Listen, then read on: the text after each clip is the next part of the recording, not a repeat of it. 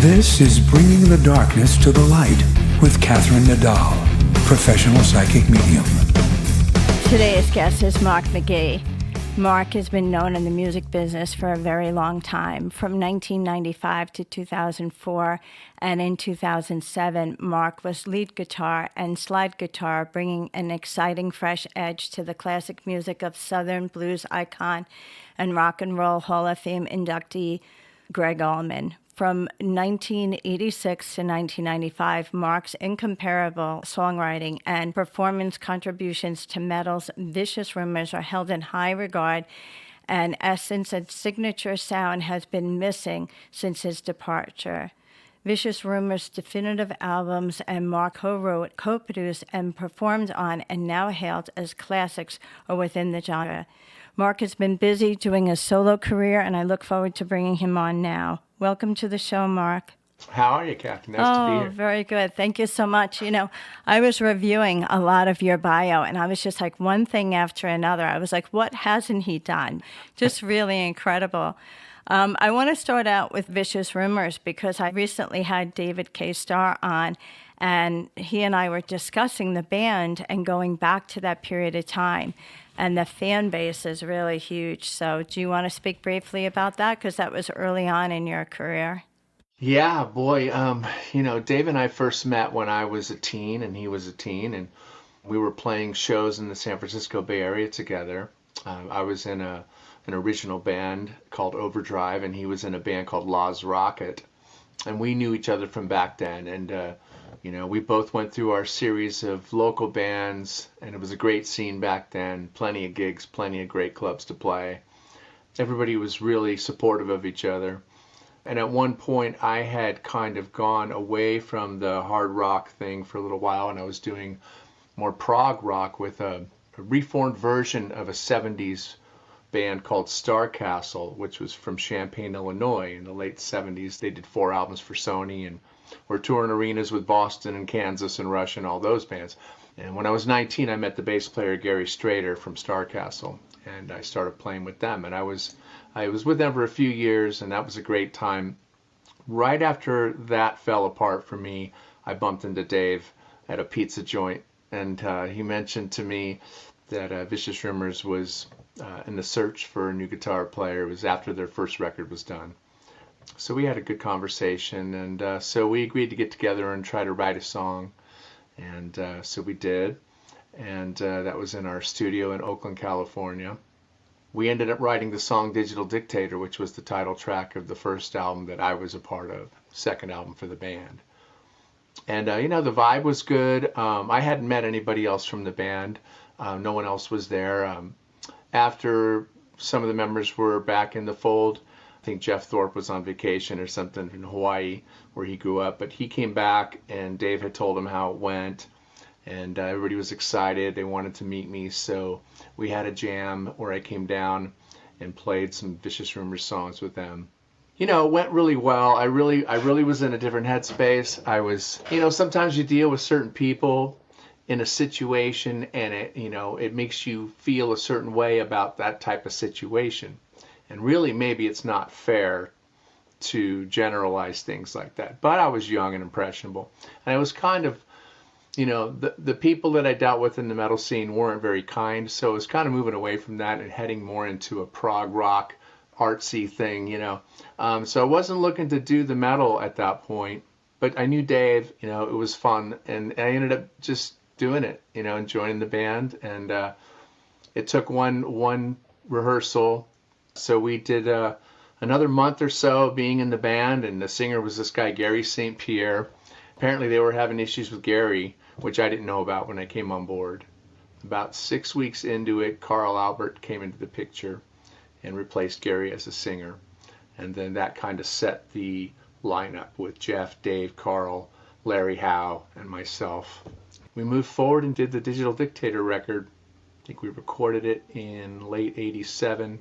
Came out in early 88, and I was a youngster on that record. It was my first legitimate record. I had done lots of demos with bands and familiar with the studio, but I was 21 on that record, and it's funny because I feel some of our later records are really a better representation of us, but that record has been a classic for the history of the band. So you can never tell, what people are gonna be fondest of, but that record's a staple for sure. And we had a good time together. Yes, well, when you mention you're 21, but the time in music to me is so important. 1988, so you're in a metal band, but then you look around and see all the other metal bands that were very popular at that time. Yeah. So that being your famous first album, it's Yeah. also a time for a lot of other bands to have their famous first albums as well. So you were in good company.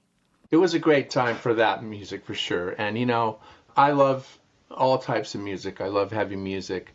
I love classical, jazz, blues, funk. I'm kind of all over the map. I love ambient music and new age music. And for me, what's always important is if it feels genuine, if it doesn't seem contrived, and especially I'm very fond of the good singer. So for me, it's like the singer is like the most important thing for me as a music fan, as far as listening to music. But to do one type of thing never seemed like a possibility for me. There's too many things I wanted to do. There's still too many things I haven't done yet publicly that I'd like to do. But we had a good time. We had a good run. A couple videos that were embraced on MTV. Lots of traveling. Got to go to Europe many times together and raise hell over there. So it's pretty wild. Yes, rock and roll, especially during that period of time. Very good. So how did you move away from Vicious Rumors? Because I know you got involved with working with Gregg Allman. Well, Luvplanet is really my main band. That has been my main focus for many, many years. So it's a good time to interject that. When I left Vicious Rumors, it was in March of '95. There was nothing personal there. I loved the guys. I was proud of what we did, but I just felt like we needed to kind of put a new twist in the music, do something new, and I really wasn't feeling the same feedback from everybody, so rather than play hardball, I just kind of tried to graciously move on. They weren't happy, but we were cool pretty quickly after. So I was really just searching myself. I just kind of wanted to be a musician and not be tied to something and kind of see what would reveal itself. Several months into that phase, I was sitting in with some local buddies in Alameda, California, called the Alameda All-Stars. And a couple of those guys were playing with Gregg at the time. And so that's kind of how that door opened.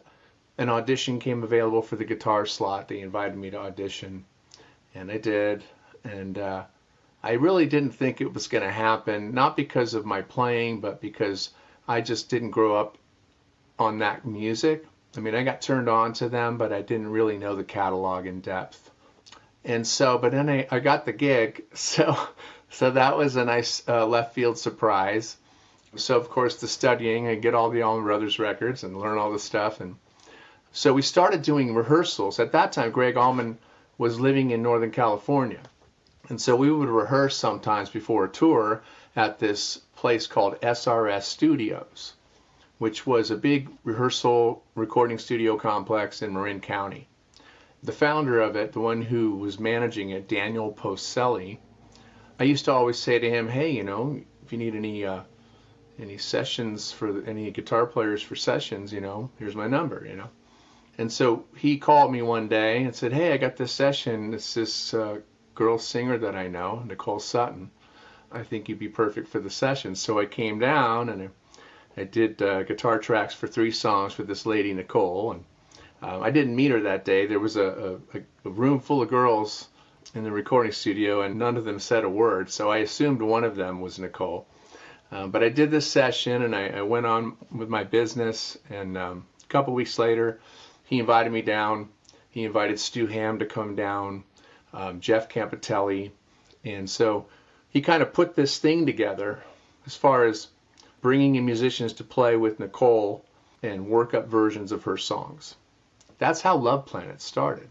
And it probably wouldn't have started had I not nailed down this Gregg Allman show gig, because we used to rehearse at the studio, and that's how I met Daniel. So this was all kind of happening at the same time. So then I got busy with Gregg. Gregg would tour when the Allman Brothers weren't touring. So as soon as the Allman Brothers run would be done, Gregg and us, Gregg Allman and friends, we would go out for 6 weeks here, 3 months there, and we'd be filling in those holes in the Allman Brothers schedule. But during that whole time, Nicole and I developed this really strong relationship, not personal, just musical, and it just kept blossoming. We just found that we had a lot in common with our diverse taste in music. We realized that our voices had a sound that connected and meshed well. So in 2003, during the years of playing with Gregg, we had recorded the first Luvplanet record. Luvplanet now is getting ready to do their 8th record, coming out next year. Yeah, the Gregg thing was just a real trip. It was a great learning experience. I mean, I grew up on a lot of music that had a lot of blues in it, but I didn't grow up on traditional blues.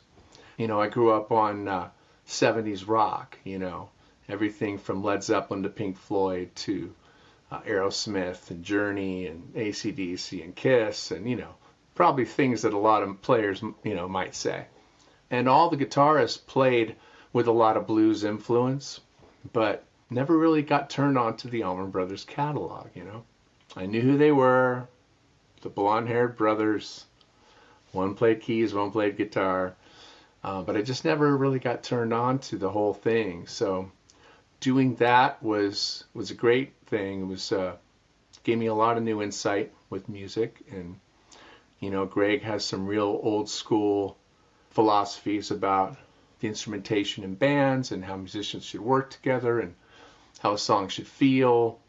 So it was good. It added a lot into my my palette as far as the sensibilities to music and how you might want to craft it. But Nicole and I were just talking the other day, and I'm a very thoughtful person in that I'm kind of maybe I'm too real for my own good, but I think about how every day I think how this could be my last day. I live in a state of gratefulness all the time, and now it's like Carl from Vicious Rumors has passed, Gary from Starcastle has passed, Gregg is gone, and it's just Luvplanet is still going forward, and it's just the whole thing. Nothing could have happened without the other. Like everything kind of connected and triggered and led to. But musically, I'm still in search of how to make what I do deeper and a little bit unexpected. I don't see a lot of metal guitar players that have gone away from it. You don't always get the support from certain genres when you gravitate too far away from what you're known for. But there's been a significant amount of metalheads that have stayed tuned in and shown their support, and that's been nice. But I'd be on tour with Gregg, and people would say, "So what did you do before this?" And I'd be like, "Well, I was playing metal with Vicious Rumors," and they'd be like, "What?" They just couldn't get their mind around it. And then I'd get metalheads writing me messages saying, "Why are you wasting your time playing with Gregg Allman?" Like everybody's got their own weird thing to say about it. When the whole time, like I'm grateful for Vicious Rumors and what we did. I'm grateful for the Gregg thing. But Luvplanet has been the focus, because it's melodic rock and roll that can kind of go anywhere. You can't take the metal out of me, but you can't take the country out of me or the blues out of me or things that other people may not know about me either. It's just a big swirl, And as a musician, I liked having that freedom. Any kind of song is welcome. I really appreciate what you were saying when you were describing Gregg and how he would have certain ways about how he was in music. Reflecting on it, you realized that you were able to learn from some of that. What did you feel was the best lesson from Gregg that you carried over into Luvplanet, into other things that you've done? Well, I guess, let the music do the talking. That old adage, The only issue that ever came up with me, Gregg was very sensitive. very hypersensitive. Like, I remember being backstage, Nicole and I being backstage in the dressing room one night, and somebody walked in the room. They were 20 feet away from Gregg on the other side of the room. Gregg didn't know this person, and we just saw Gregg, his whole demeanor, his face, everything changed. There was a shift, and he just did not, he felt this energy coming from this person. He had that person removed so fast. Like, he was very sensitive to the way things felt in the room. But, the only issue he ever had with me, because, sometimes you have issues with musicians in your band, was that I moved around too much. And this was like, I joined in late 95, so in summer of 96, I think we were playing a show in El Paso, Texas. It was Fort Briggs, I think. Where's the Fort Bragg? Yeah, Fort Briggs. And it was a nighttime concert, probably 30,000 people. And you're out there ready to just kill it for the military. It was awesome. And Nugent and Bad Company were the openers. After the show, it became apparent to me via the other piano player in the band that Gregg was thinking of switching it up because I moved around too much. And I said, well, that's odd. I can just tone it down a little. It's all good. I came from the school, like, when you're on stage and there's an empty spot on the stage, somebody go fill that spot. It's entertainment. So let the music do the talking. You stand in your spot. When it's time to take a solo, you take a few steps up. You go into the spotlight, you do your thing, you kind of gracefully cruise back.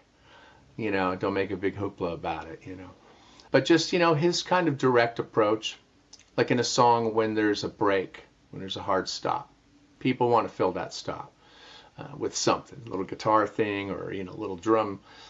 He would really be adamant about shut the door on it. That's how he would say it. Shut the door on it. Nothing in that sound, Make that break bone quiet. But it was just a feeling, playing that music for many years. There was a certain dynamic and temperament to it that just kind of fine-tuned those types of elements, dynamics. I mean, it just kind of fine-tuned that. And I think even if you go away from that kind of music and you're playing rock and roll or a little harder edged music, you're still aware now of those nuances. And sometimes it's hard to put into words what you might be hearing on a tune, but because you're feeling those things, you have to try to direct it and navigate it till it's right. So communicating that to other musicians in the band is an art, that's for sure. I always say, if the song was a band member, what would the song say to do? Because then it kind of removes your ego from it. It's a lot easier for a musician to hear that than, hey, would you mind doing this? I think you should, So, and I'm kind of the musical director in our group by default, I guess. Being respectful to the musicians you're playing with is huge. You got to treat them good and talk to them respectfully and, try every idea you can. Things I learned from Gregg, those are important. There's a lot of other things I learned from the extraneous Allman Brothers organization that was always ever present. Sometimes things that you would not want to do, ways that you would not want to conduct business, There was a lot of rivalry, I think, the West Coast, East Coast thing, California musicians, not always a fixture in Allman Brothers related side projects. So being from California, working amongst a lot of people from the South, there's that period of acceptance you kind of have to go through, and some people get political. That's a big camp. I mean, you have the Grateful Dead and the Allman Brothers. That's pretty much every hippie band in existence. It's because of those two bands. It's kind of like Sabbath and Priest for metal. Everybody thinks they know more and they're in more and this and that. So you just can't get sucked into those things. So I just like to keep it real. I don't like to play I don't play that way. I'm really enjoying listening to you because you really have a lot of self-reflection, but also this capacity to show that you've kind of absorbed so much in your whole career. that you can go back and kind of revisit it and see where there was points in your life where you did see that you needed to go on to something else.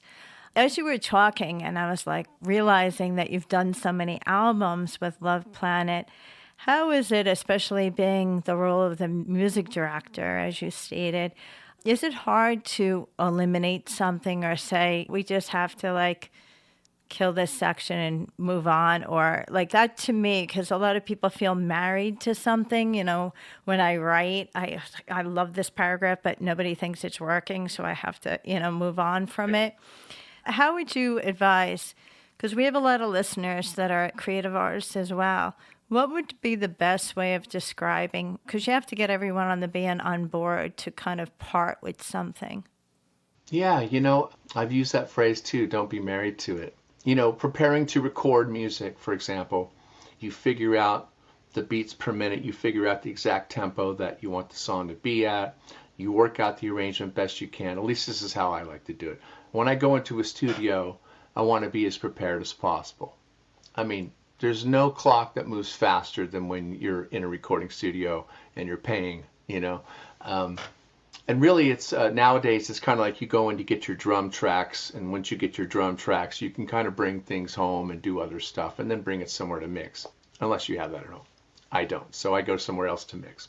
But I always have said, even on the drive to the day one of the studio, and remember, don't be married to your parts, because it's such a great thing to remember. It keeps you open, and you have to be prepared to be flexible. You have to be willing to try things that you've never tried, or try an idea that no one's ever come up with until you're in the room and someone says, hey, what if we do this? It's the weirdest thing.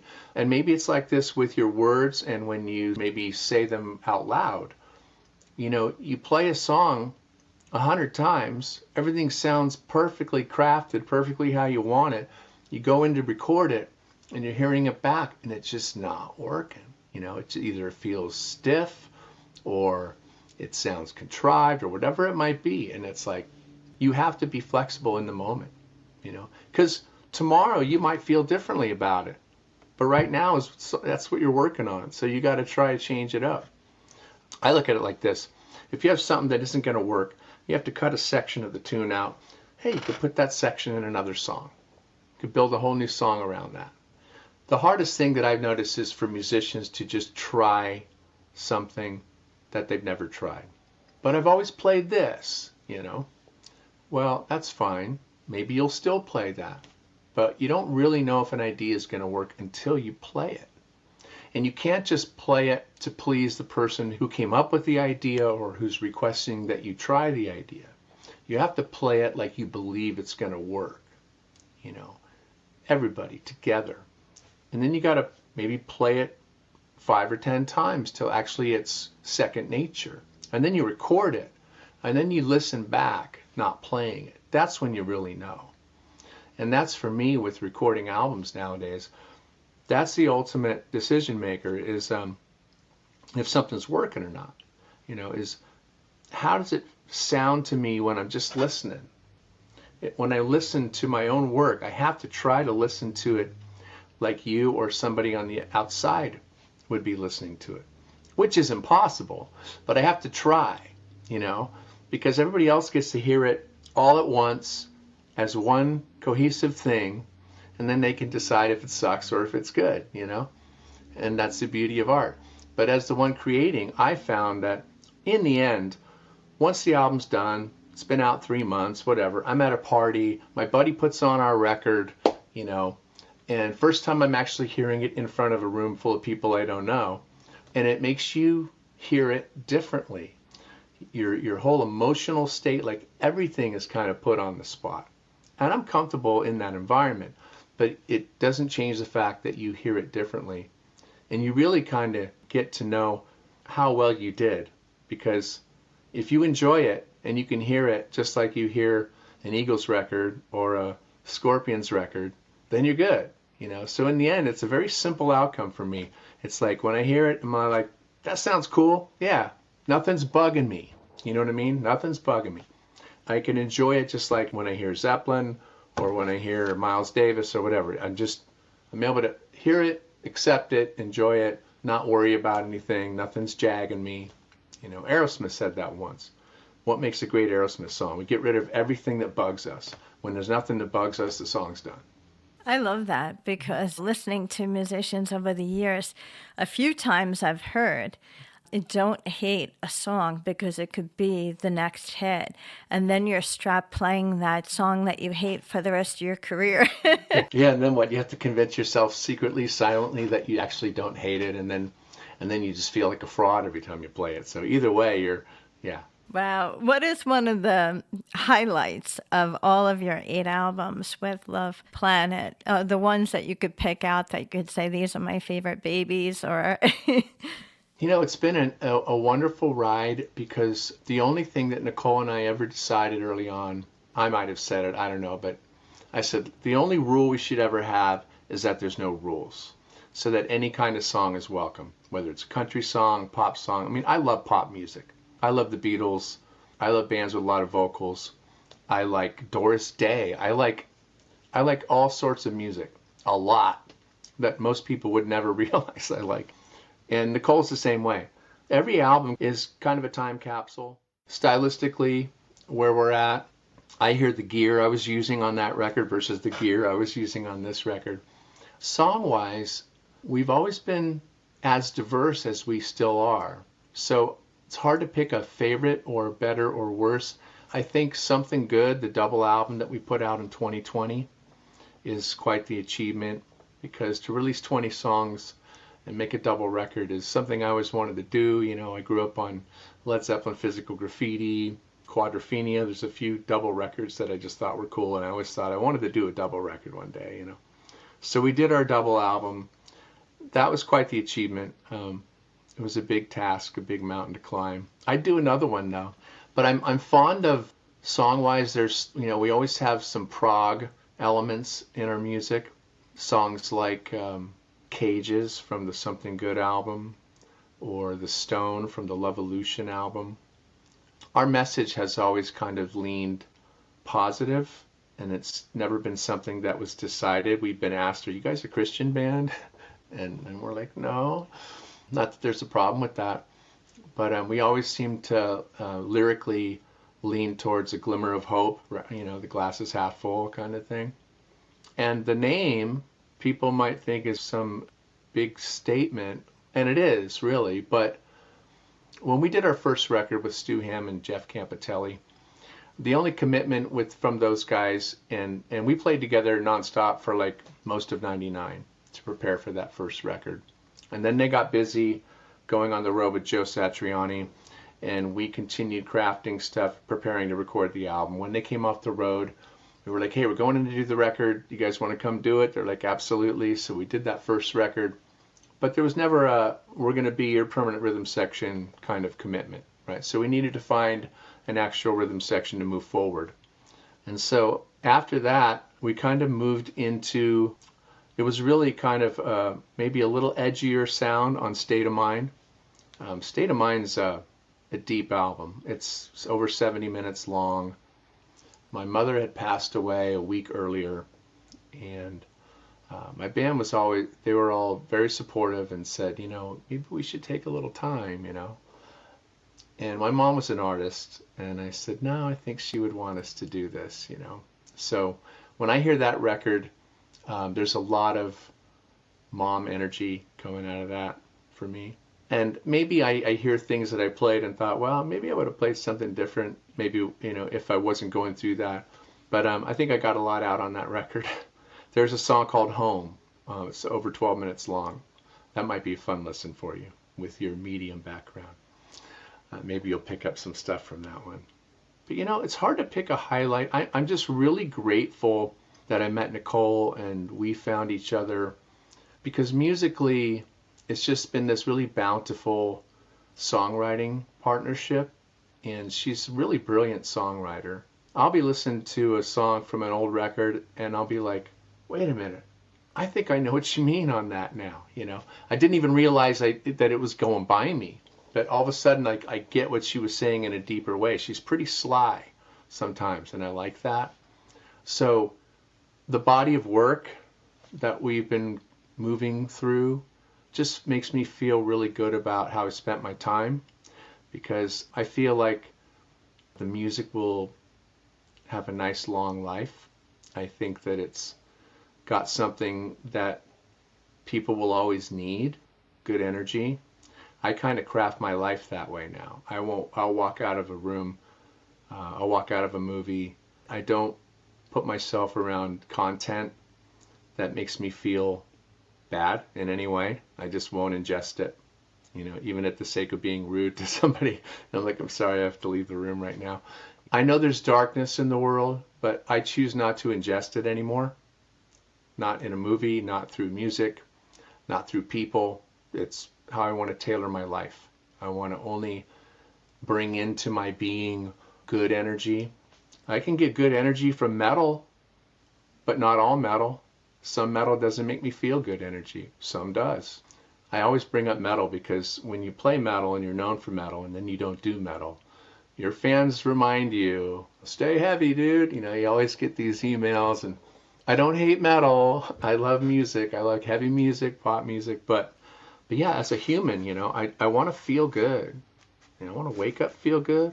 I want to feel good when I'm going to bed. I want to feel good when I'm leaving rehearsal. I want to feel good when I'm making a record.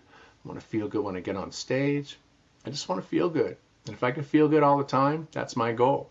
So when I think of Luvplanet and our 7 albums and our 8th one that's half finished right now, it makes me feel really good.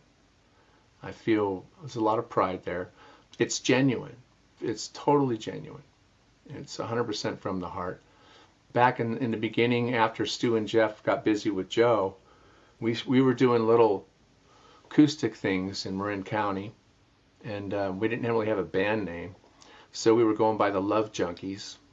And then we got served papers by an attorney from New Jersey who represented some cover band called the Love Junkies. It's like, but I was on MTV, wait a minute, and you're suing me from a cover band okay, this is hilarious. Those are the silly things that go in your head. So then we thought, okay, let's do the old vaudeville thing. We'll both write down a bunch of words, crumple them up, put them in a jar, and we'll each pick one. And I picked love, or she picked love, I don't remember who, and the other one was planet. And I go, well, I guess we're still love something, so Luvplanet, and that's how we came up with our band name, We decided, yeah, let's spell love weird and put it together as one word and be improper English like Aerosmith, it'd be cool like that. Just be quirky with it. But, it ended up that it is a statement. It's not always easy being in a band called Luvplanet. It brings out the people who are feeding on the hate, I'll tell you that. But it was weird. It was almost like we went through a test early on where people would tell us what they thought of our name or try to stick something to it. But it seemed like it was a test period because eventually, by the 3rd record, it all kind of stopped and it flipped. And people would just always say, oh, what a great name, So it's weird when you look at things like that. You notice, the trigger points. But it's just a great thing. It's still going. And I look forward to seeing what people think of the next record. We're always 2 albums ahead. So by the time we make a record, we've got 30 or 40 songs that we just can't even believe are not going to be on this record because the writing happens all the time. And so it's really hard to pick songs when we do a record. That's incredible. Well, prior to this interview, I actually listened to Spirit, which is a new solo release from Portal. So can you talk a little bit about that? Because that song in itself is over 7 minutes long, but I'm just mesmerized by it. I could just sit here and listen to it on and on, like on repeat. So tell me more about that. So Portal's the new album. It's a year old as of last week. It came about in an interesting way. I had planned to do a solo project years back, and I had my drummer, Jamo Van de Bogert from Gregg Allman Band, great guy from Wisconsin, great drummer. We had done a couple of sessions in 99 or 2000, and we cut some drum tracks for a couple songs, and that was when the album was going to be started. And I really didn't know what style I was going to do back then. And then through moves and Luvplanet activity, and next thing you know, it's like all these years have gone by and the album never happened. So I had found these tracks and got them digitized and decided it was time to get this thing going. So I had a song called Torch, and I had a song called River, and then I had this song called Dream of You. And these are the three starting, the seedlings of this record. But I wasn't really sure, where I wanted to go. I wasn't sure if I wanted to do a rock pop album, because I'd still love to do a big guns, just rock pop album. But it ended up being more of a ambient, kind of spacey album. And the song titles kind of steered the ship. I started realizing I had this theme with fire and water, and then I thought, okay, well, we have to have an air and an earth song. So I reworked the words from Dream of You to Mirage, which became the earth song, and Windfall became the air song. And by this point, after I realized the elemental theme, I started jotting down a bunch of single words on a piece of paper that maybe could be an album title. And Portals was one of those, but so was Spirit, and so was all the titles for the songs on the record were in that list. It was probably 40 words. So after those first three tunes, I basically was writing each song to the title. Okay, Windfall, got to have the air song. And then I thought, well, what could I do for Windfall? And then I recalled this piano riff that I had written 6 or 7 years earlier, never did anything with, and really it's probably the only thing I ever wrote on piano. But I thought that's perfect for Windfall. So it was very spontaneous. That was written around the piano riff and the title.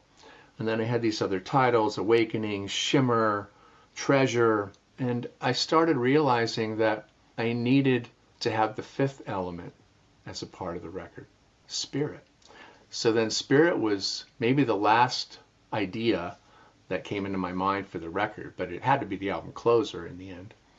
And then I realized I didn't have a song in the glorious, magnificent key of C, so Spirit had to be in the key of C. And then I realized, wait a minute, I don't have a song in an open tuning on the album, so Spirit has to be in an open tuning. So all these things were decided, the name, the key, the open tuning, and then I wrote the song, right?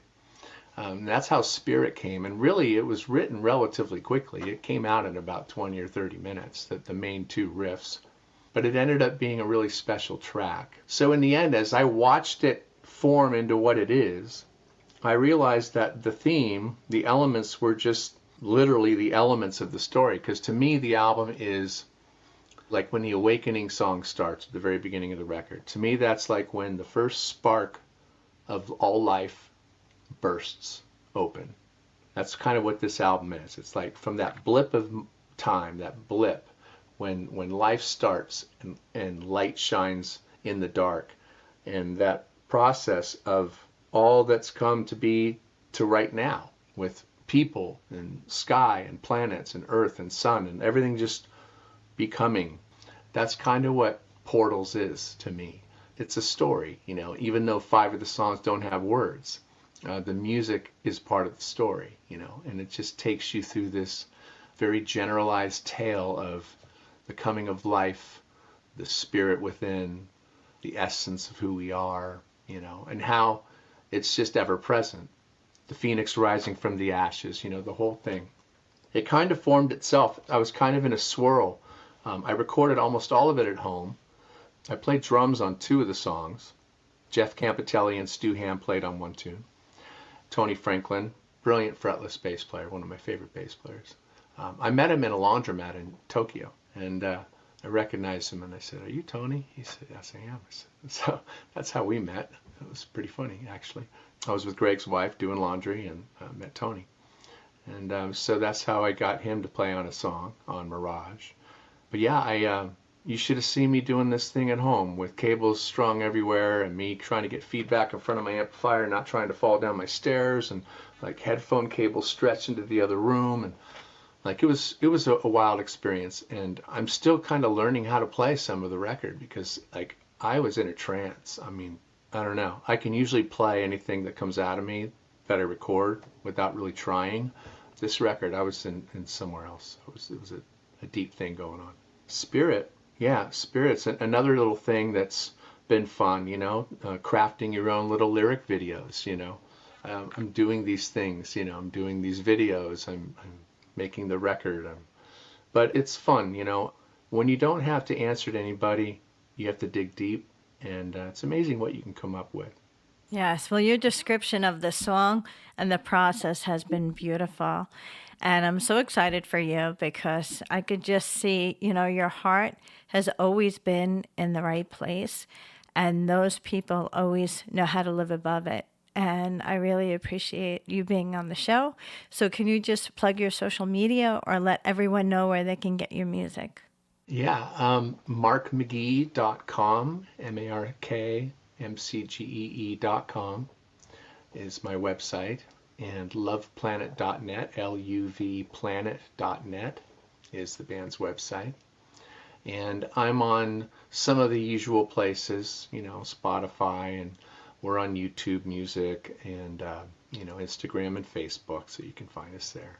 Okay, great. So we're going to roll out with Spirit, which is your new solo release from Portals. Thank you again, Mark McGee. Kathy, thank you very much. Thank you.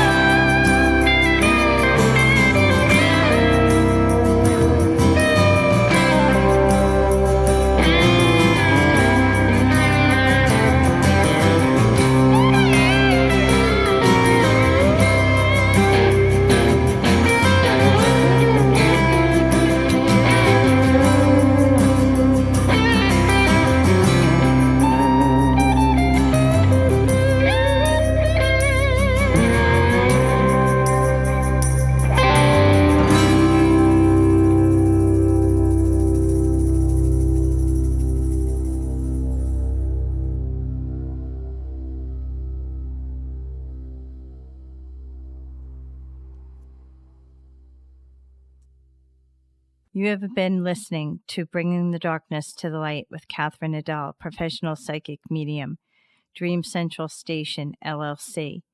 My audio editor is Al Hemberger at the Loft Recording Studios in Bronxville, New York.